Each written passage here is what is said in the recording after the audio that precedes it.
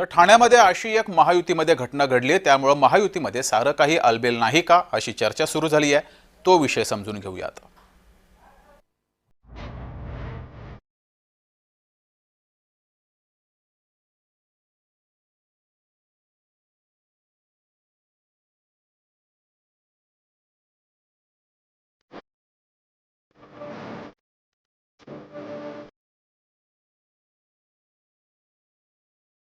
आगामी स्थानिक स्वराज्य संस्थांच्या निमित्तानं ठाण्यामध्ये जानेवारी महिन्यामध्ये फटाके फुटताना दिसू शकतात। आम्ही दिवाळीच्या फटाक्यांचा उल्लेख करत नाही, तर विषय आहे राजकीय फटाक्यांचा।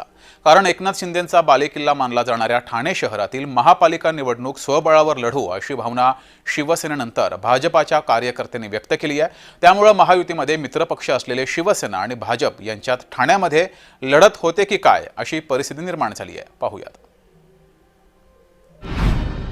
एकनाथ शिंदे की गणेश नाईक, शिवसेना की भाजप, एकत्र की स्वबळावर, हे असले प्रश्न ठाण्याच्या राजकारणात गेले काही दिवस अगदी चवीनं चघळले जात आहेत। या प्रश्नांची चर्चा जितकी जास्त तितकी भाजप आणि शिवसेनेतली दरी रुंद हे गणित युतीच्या वरिष्ठ नेत्यांना एव्हाना नीट कळले।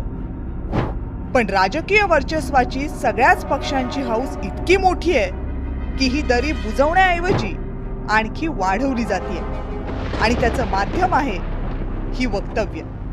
प्रत्येक पक्ष जो आहे तो तयारीत असावा लागतो आणि भारतीय जनता पार्टी ज्या ज्या वेळेला निवडणुका लागतात त्या वेळेला अशा प्रकारच्या कार्यशाळा घेतात। आता आज जवळजवळ 500 कार्यकर्ते जे आहेत ते या ठिकाणी उपस्थित होते।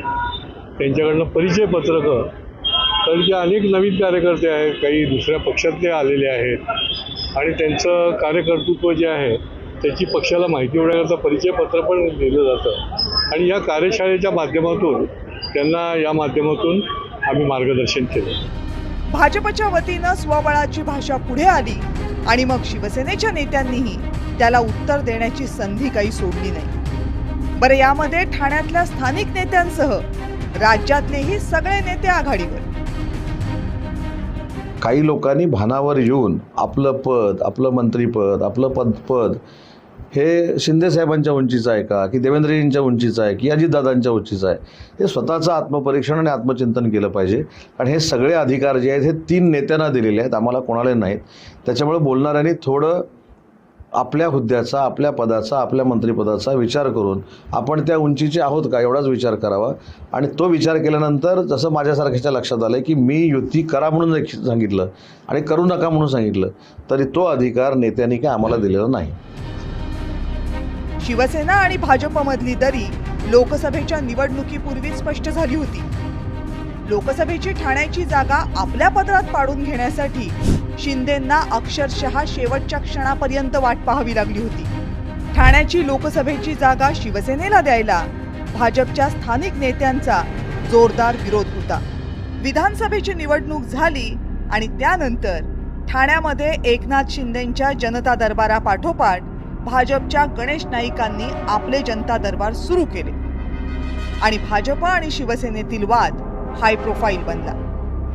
पण गणेश नाईकांना भाजपनं फारसा अटकाव केला नाही आणि त्यानंतर वर्षभराच्या आतच ठाण्याचे रवींद्र चव्हाण भाजपचे प्रदेशाध्यक्ष बनले। भाजपच्या कार्यकर्त्यांची ताकद त्यामुळे आणखी वाढली। भाजप शिवसेनेचा वाद हा फक्त ठाणे शहरापुरता मर्यादित नाही।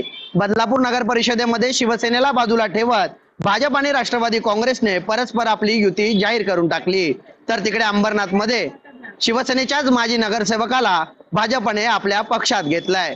माननीय मुख्यमंत्र्यांनी 6 विभागीय बैठकीमध्ये सर्व पदाधिकाऱ्यांना सूचना दिल्या आहेत। महायुतीमध्ये मतभेद आणि मनभेद होणार नाही याची काळजी घ्यायची आहे।